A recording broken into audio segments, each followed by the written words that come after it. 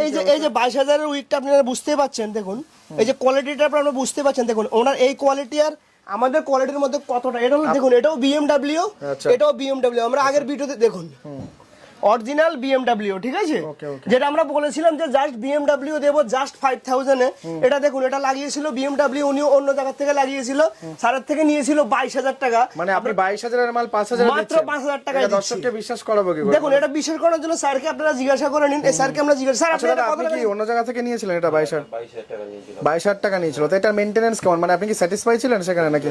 আমার প্রথম থেকে রাফনেস ছিল, ব্রাইটনেস ছিল, প্লাস ইচিং হচ্ছিল। ওকে ওকে ওকে, অটোমেটিক প্যাচটা ব্রেকও হয়ে গেছে, ওরা যেটা বলেছিল যে কিছু হবে না, মানে প্যাচটা ভেঙে গেছিল, তাই তো?